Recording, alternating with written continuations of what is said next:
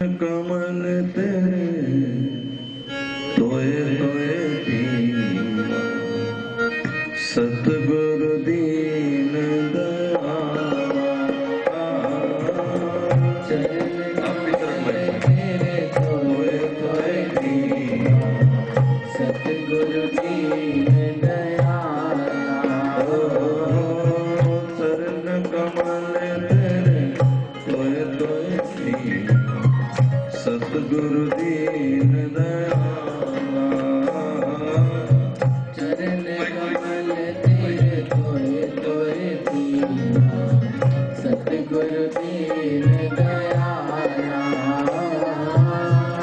चरण कमल तेरे तोए तोए दीना सतगुरु दीन दयाला चरण कमल तेरे तोए तोए दीना सतगुरु दीन दयाला सिमर सिमर सिमर नाम जीवा तन मन होवे निहारा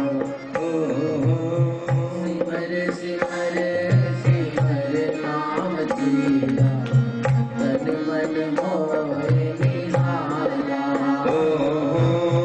चरण कमल तेरे तोए तोए पीवा सतगुरु दीन दयाला चरण कमल तेरे तोए तोए पीवा सतगुरु दीन दयाला जहो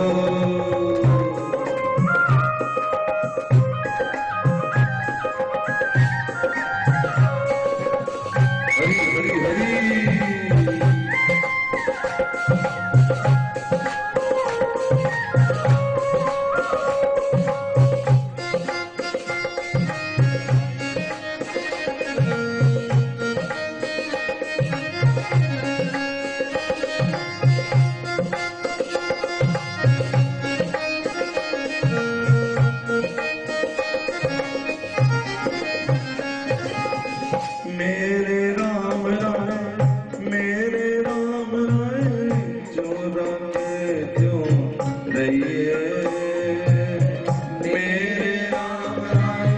मेरे राम राय जो राखे तो रहिए तुद भावे ता नाम जपावे सुख तेरा देता नहीं है तुझ भावे ता नाम जपावे सुख तेरा देता नहीं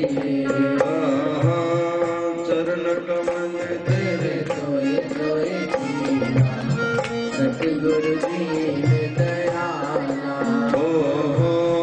चरण कमल तेरे तोए तोए दीना सतगुरु दीन दयाला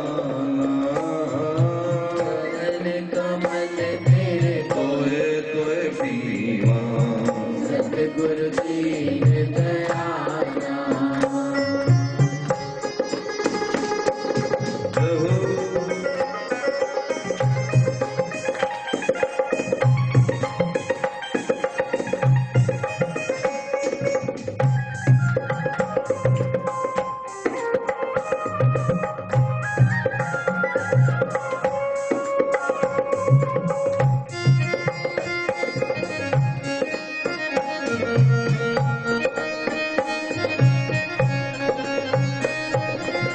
पार ब्रह्म परमेश्वर सतगुरु आपे करनी हारा पार ब्रह्म परमेश्वर सतगुरु आपे करनी हारा चरण रोल तेरी सेवक मांगे दर्शन को बनिहारा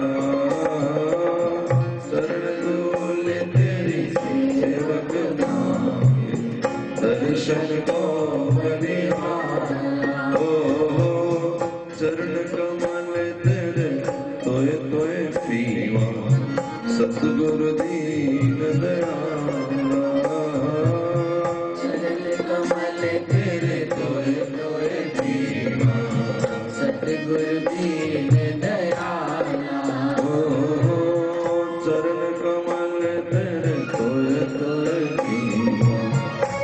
सतगुरु दीनदयाल। बोली सतगुरुदेव भगवान की जय, भागवत महापुराण की जय। सतगुरु कौन है? सतगुरु स्वयं परमात्मा कृष्ण बंदे जगदगुरु।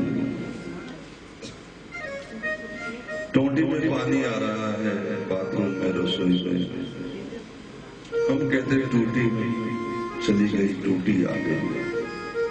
न टूटी कहीं जाती है, न टूटी कहीं आती है, लेकिन हमारा विचार है कि टूटी चली गई, टूटी आ गई। जल उसमें टूटी का नहीं होता। भीतर जल तो नदी से आता है। नदी मूल समुद्र से जुड़ी होती है। जो नदी मूल से नहीं जुड़ी, जैसे टंकी वाली नदी, वो कुछ देर के बाद खाली भी हो जाती है। लेकिन जो नल मूल से जुड़ा है, जैसे हाथ का नल का मूल से जड़ में जुड़ा है,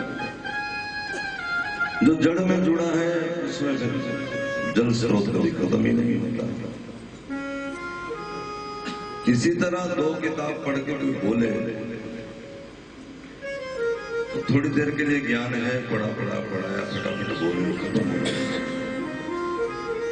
लेकिन असल में जिस तरह टोंटी नहीं कहीं आती जाती, इस तरह वरुण दास गोपाल दास नहीं बोला करते।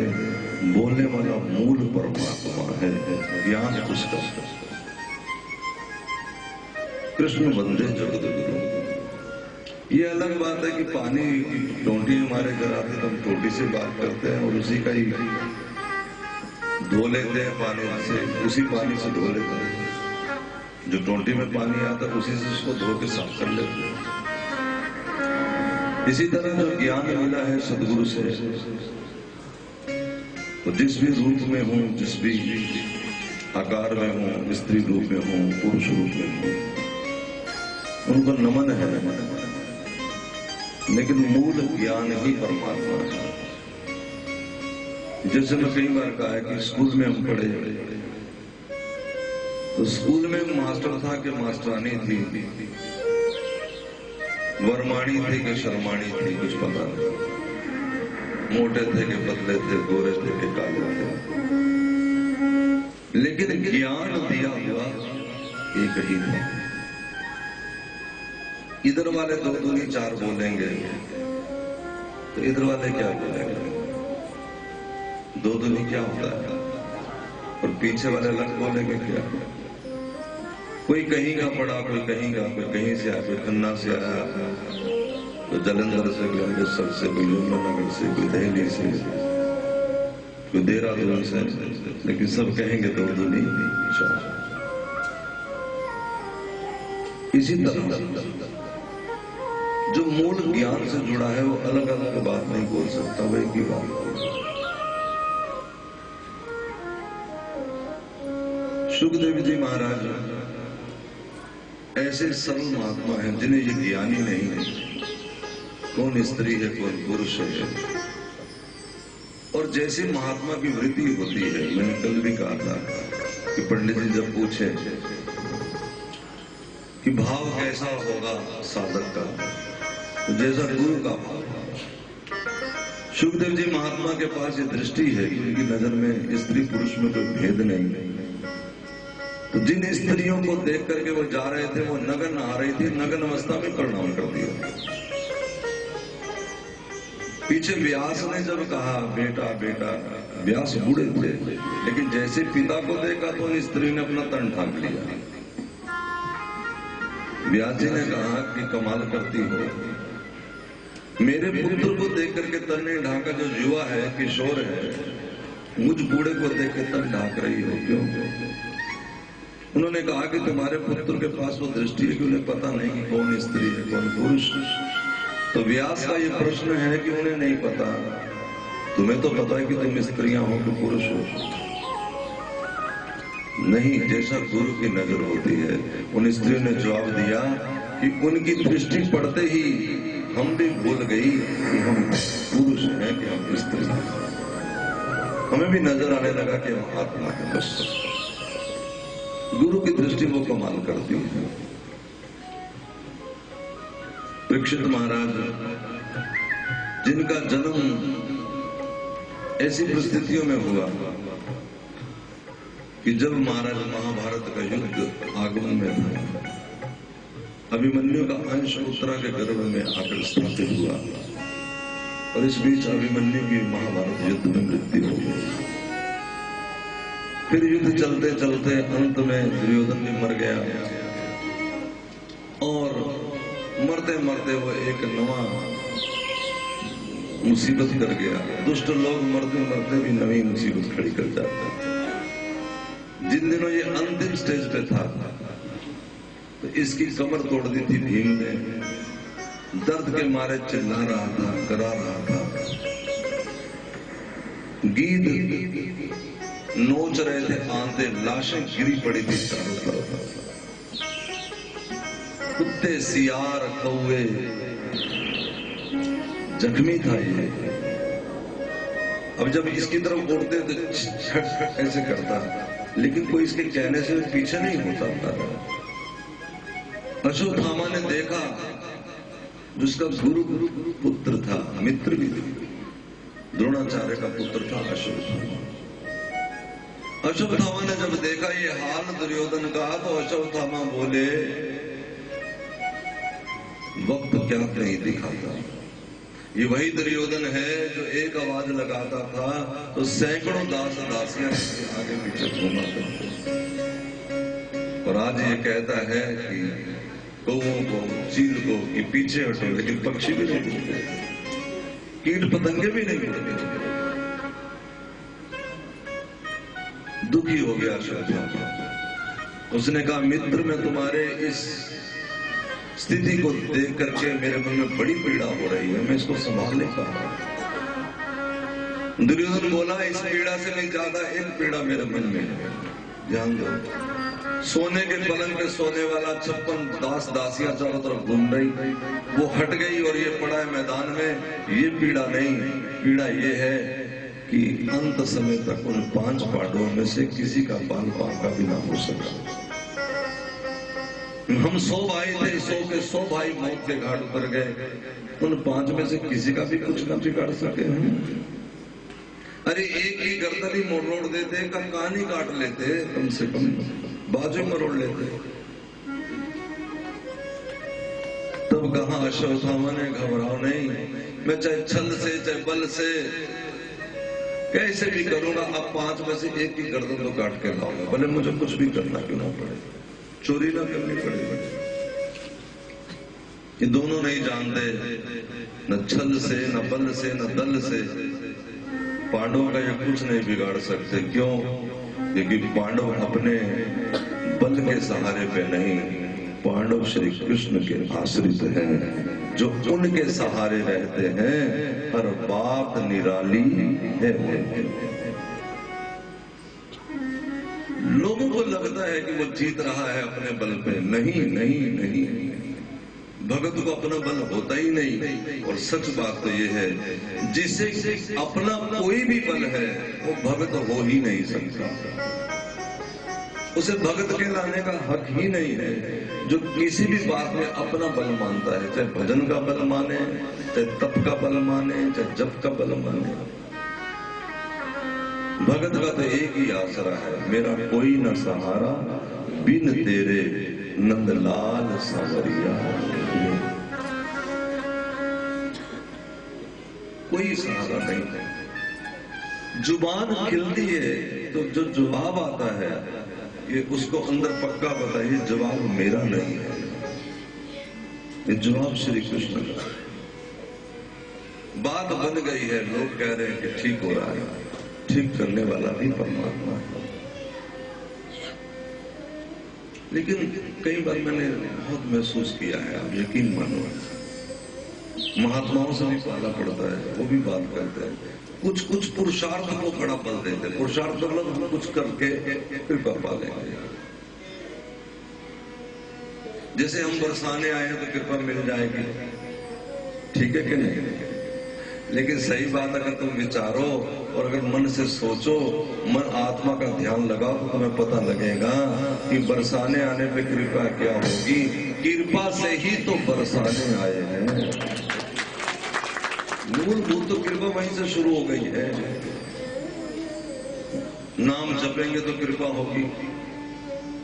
अरे मेरे भाई, नाम कृपा ने ही तो जपवाया है। तुझ भावे तो नाम जपा।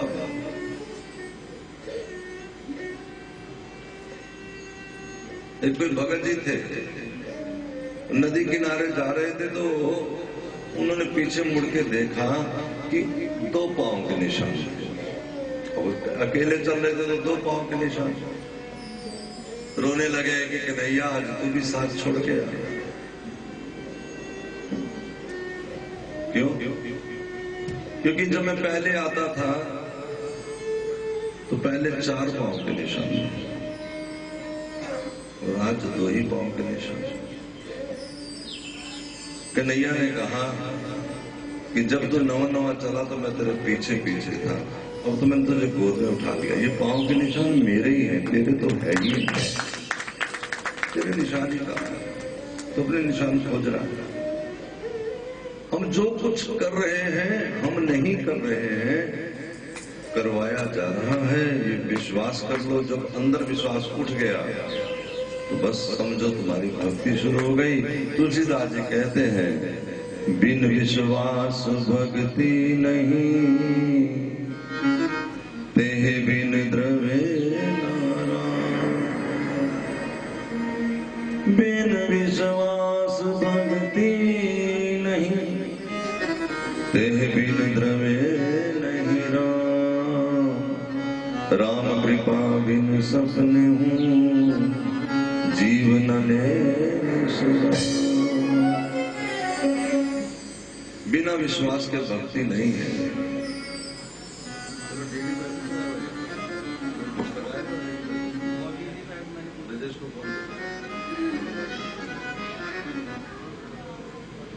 बिना विश्वास के भक्ति है ही नहीं। अगर विश्वास नहीं तो भक्ति कैसे? विश्वास का उल्टा नाम ही भक्ति समझो। जिसको विश्वास हो गया परमात्मा पे, समझो भगत हो गया। ठीक है, बात क्लियर है। जो हो रहा है तो कृपा के चलते ही हो रहा है। मेरे साथी हो इसलिए मैं ऐसा तुम्हें समझा रहा हूं। मेरे तो जीवन की हर चीज इसी तरह से है।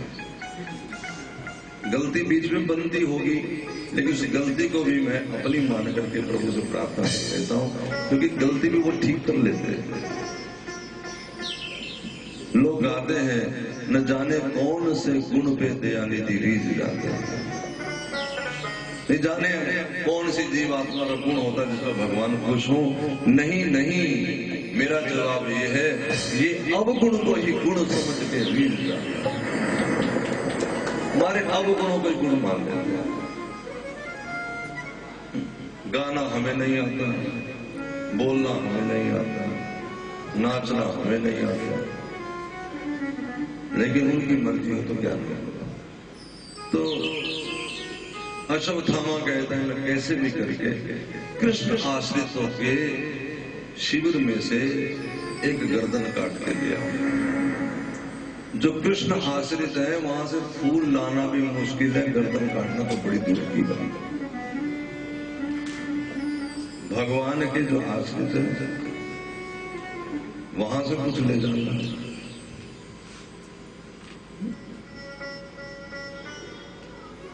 हम यमुना जी पे 2 साल 3 साल पहले स्नान कर रहे थे। कृषि घाट का बच्चे थे मेरे साथ, 9 लड़के, एक लड़की के बीच, युवा बच्चे सारे, गोपाल जी भी बीच में थे और इसी के एज के सब बच्चे। केसी घाट में बस इतना पानी था। बच्चों से मैंने कहा कि नहीं नहीं महाराज भाई यहाँ नहाएंगे, यहाँ नहाएंगे। करते करते एक गया, दूसरा गया, मैं खड़ा हूँ तट पे, इधर देखा इधर देखा, एक दूसरे को होड़ मारते, आवाज मारते, सारे ही गए, 9 के 9 ही गए। मैं तो खड़ा हो गया, क्या आपको 4 सेकंड में मेरे मन में आता और क्या मेरी पुकार, कुछ भी नहीं, मैं तो हक वक्त देख रहा हूं। और देखते देखते फिर एक एक तैरना किसी को नहीं आया, गए साथ और एक एक करके बाहर आए, जैसे पकौड़े तेल तल के बाहर निकालते। कैसे बाहर आए? तो मेरी समझ में तो यूं लगा कि यमुना महारानी तो 9 के 9 को ले गई, लेकिन राधा रानी ने कहा कि होगा क्या, हमारा तो आदमी खत्म हो जाएगा, 9 के 9 वापिस करो। और एक एक करके यमुना महारानी ने वापिस कर दिए, वरना कोई गुंजाइश ही नहीं थी किसी के बाहर आने की। तो फिर भगवान की बगिया में से एक फूल भी ले जाना मुश्किल है, 9 आदमी कैसे ले जा सकते हैं? राधा रानी ने कहा, ये तो भाव की बात नहीं, आंख खुली, आंख का तमाशा देखो, आप समझ लो। एक दूसरे को बचाने के होड़ में भगवान जी भी बीच में। वो तो जब बच जाता है ना कोई, तब कुछ कुछ अपना दिमाग माया चलती है, ऐसे हो गया होगा। और अगर चला जाए फिर भगवान मिल जाओ। और उल्टा करना चाहिए, अगर कुछ खो जाए तो अपने कर्मों का फल मानना चाहिए, और बच गया तो उनकी कृपा मानना चाहिए कि ठीक कर दिया आपने, सारा काम ठीक ही तो हो गया। नहीं तो महाराज हमारा तो जीना मरना कोई बराबर हो जाता, सारा कुछ भी नहीं। 9 बच्चे, कोई कहीं से 2, एक जुड़वा तो एक घर के थे। 5 में से किसी का गर्दन क्या लाएगा, क्योंकि भगवान 5 के 5 को कहा कि चलो जरा वन गमन करके आए। रात को वन बिहार, आधी रात को वन बिहार, ठीक है, चल पड़े 5। पीछे 5 पुत्र सोए थे द्रौपदी के, उन 5 पुत्रों का गला काट के ले गया अशोक। तब द्रौपदी ने रोके कहा कि कृष्ण, इसमें तेरा दोष है। वही बात जो मैं कह रहा हूं, क्यों दोष है? क्योंकि तेरी मर्जी के बिना कुछ नहीं हो सकता। भगवान ने कहा मरना ना मरना ये मेरे हाथ की बात नहीं, तो कर्मों का प्रधान है। द्रौपदी ने कहा मरना ना मरना तो ठीक है, लेकिन मेरे पुत्र सोई अवस्था में मर गए, ये मुझे कष्ट है, मुझे कष्ट जरा दिया। कन्हैया ने कहा कि जागती अवस्था में मरे कोई या फिर सोई अवस्था में, उसमें फर्क क्या? द्रौपदी कहती कि फर्क बहुत है कन्हैया। अगर जाग रहे होते तो उनकी जुबान पे तेरा नाम होता, तेरा नाम लेते कोई मर जाए तो मौत की मौत हो जाती है। मुझे दुख ये कि मेरे बच्चे बिना नाम लिए मर गए, और बच्चे नाम लिए बिना मर गए, ये तेरे ही करने के अंदर। यानी द्रौपदी कह रही है कि जिंदा वही है जो प्रभु का नाम लेते हैं, जो ईश्वर नाम से जुड़े नहीं, जो प्रभु की भक्ति से लीन नहीं। तुलसीदास जी ने 23 आदमी मृत बताए हैं, मृत घोषित कर दिए, मरे हुए, जिनके मन में दया नहीं, धर्म नहीं, सर्वोपरि भजन है। भजन जिनके पास हम सब कुछ पा गया। 5 छोटे छोटे बच्चों का गला काट के लेके गया था, जाकर कहा कि तुम एक कहते थे, मैं तो 5 गर्दनें काट रहा हूं। लाओ, मुझे तो तुम बस भीम का सर दे दो, मैं एक बार उसका सर अपने हाथों से मसल दूं, मेरी आत्मा को शांति मिल जाए। और एक एक करके 5 सर जब उसने अपने हाथ से मसले, तो कम पहलवान नहीं था, एक एक करके 5 मसले तो सारे टमाटर की तरह मसल गए। समझ में लग गया ये तो छोटे छोटे बाल उठा लाया है। उसने कहा रे भैया, तू तो हमारे कुल का ही सारा नाश कर दिया, और इस अटैक में आकर मर गया। पीछे रो रही थी द्रौपदी, कन्हैया से वार्तालाप हो रहा था। अर्जुन कहते हैं घबराओ नहीं, जिन्होंने तुम्हारे पुत्रों की हत्या की उसको पकड़ के लाया। अश्वत्थामा को बालों से घसीटते हुए ले आए। जब अब ये कथा जो बताई जा रही है वो इसलिए क्योंकि परीक्षित की कथा बता रहे हैं कि परीक्षित वो व्यक्ति है जिसे भागवत सुनने का मौका मिला। अधिकार लीला है प्रथम स्कंद। मौका किन्हें मिलता है? कोई एक जन्म का जिनका संबंध नहीं, जिनकी माँ बाप दादी दादा भगवत आश्रित होते हैं या फिर उनकी तरफ से कुछ संस्कार आते हैं पुराने। तुमने जहां जहां जन्म लिया हमने तुमने न जाने वहां के जो हमारे पूर्वज जहां से हम जन्म लेके यहाँ पहुंचे उनका किया कोई शुभ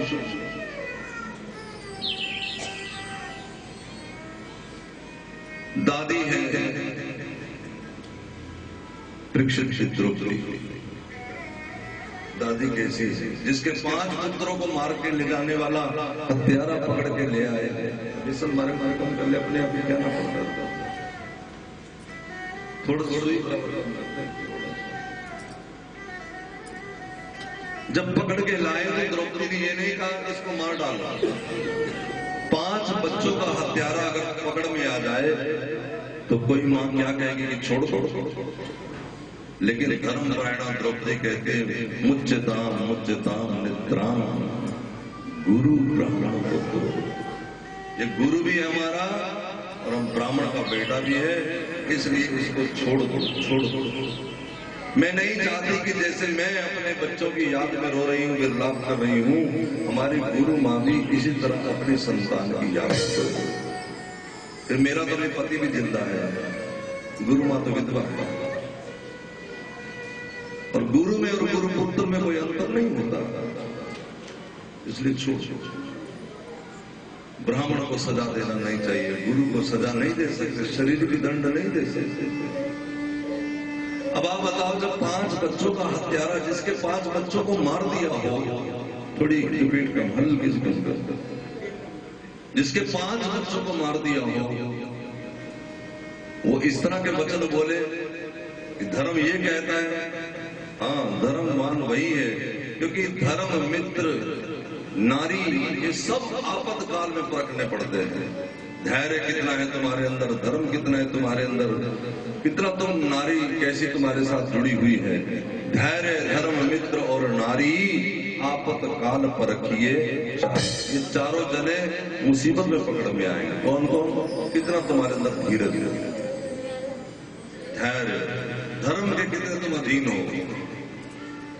नहीं तो महाराज हम तो बड़े बड़े भक्तों के धर्म क्या करे हमसे नहीं सहा जाता होगा तो होगा हम क्या करें ये क्या मतलब है। और दादाजी कैसे हैं अर्जुन जब इसको पकड़ लिया और द्रौपदी कहती छोड़ो तो युधिष्ठिर कहते हैं कि मैं भी इस मत में सहायक हूं कि छोड़ो। लेकिन भीम कहते हैं कि मैं नहीं चाहता कि इसको छोड़ा जाए आतताई है। नकुल सहदेव भी 2 पार्ट में बट गए कुदर हो गया कुदर।